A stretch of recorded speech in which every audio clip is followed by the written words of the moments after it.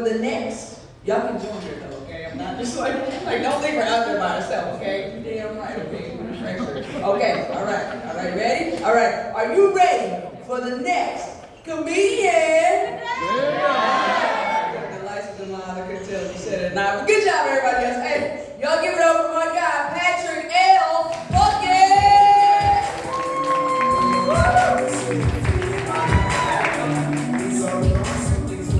That's a good word, everybody.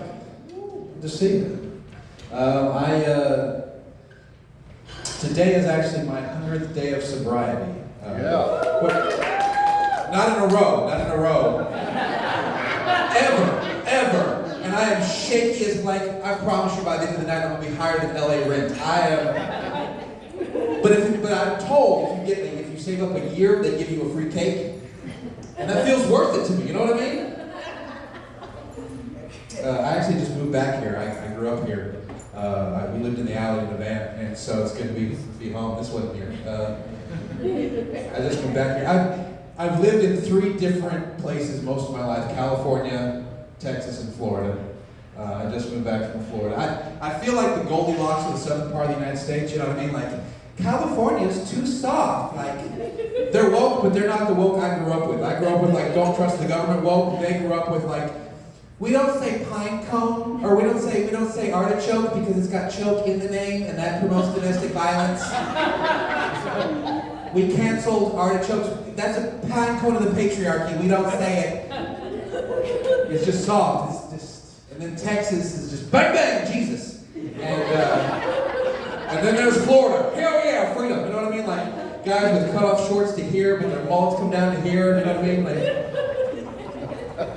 Florida was wild. When I lived there, I didn't expect, I wasn't prepared for the wildlife situation in Florida. It's like living in a redneck Jurassic Park. It is the only place where you can routinely see a guy wearing Crocs get eaten by a gator. It is.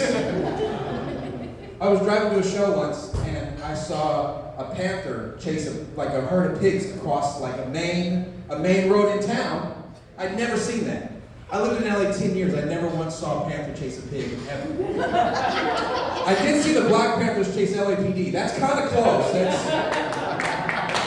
That's close. But not quite. Florida's wild. It's good to be home. It's good to be here. The reason I lived in Florida, my mom passed away and left the house. And being that I'm the oldest, it was my job to sell the house and divide the money among the extra people. I don't know these people. She had other kids. They're just extra people who get a check. You know what I mean? We don't have any childhood memories. I know about them, but I don't really know them. Her house was in a 55 and older community. Those broads are aggressive. Those cougars are aggressive as hell. But they're sneaky with it. They would just show up and, you look hungry. Why don't you come over to the house and let me fix you something to eat? You know what I mean? That's how they get you in. Now they got to get you back to the bedroom. So it's my husband Edgar died a year ago, and you're about his size. Why don't you come back and try some of these shirts? Maybe they'll fit. Sure, if Edgar's into Versace, we're getting it on. You know what I mean? I'm okay with it. One of my mom's friends, one of her older cougar friends, told me once, "I'm having a hard time getting over your mom. Maybe if I got under her son." Which I didn't think was appropriate for the eulogy. But who am I to turn down a little love? I have a wide dating range, young and crazy to old and grateful. So let's go. I had to sell the house and divide it among the other people. My mom I have a brother, he's 21, he's in college, he's autistic. And that autistic thing in his brain has fixed the rest of our family. Because we're all a hot mess, but not him. He wakes up every day, he buttons every button of his shirt, he combs all of his hair to the right, and makes straight A's. That is what he does. He is the best and brightest of all of us, the rest of us are trainers. I got 2 twin sisters that spent their lives, it seems like, in a competition to see who could be the better meth head. And sadly, they're both winning. And then there's me. I'm a hypochondriac and a conspiracy theorist at the same time. Legitimately, I have a lump on my ass that I swear is cancer and will kill me. But I refuse to go to the doctor because I know he's just going to put me on some mind-altering drug. He's probably going to put a chip in there that reports my movements, all of my movements to China. And every time I fart into Amazon, it's going to show up at my house. I divided the check. I dreaded the idea of giving these two meth heads each about $30,000. And I would argue with the judge about it, what if we just gave him like $1,000 per tooth? Can we do something? Like, you know what I mean? And I had to give him money. We sold the house, and then right before the checks got cut, I found out that one of my twin sisters died. And when I heard it, I was a little disappointed. Because I thought twins did everything together. Like, I don't...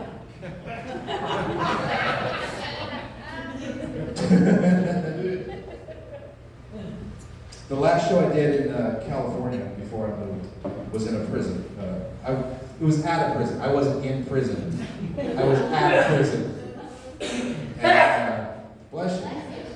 Bring that trigger of memory. Jesus Christ. You okay?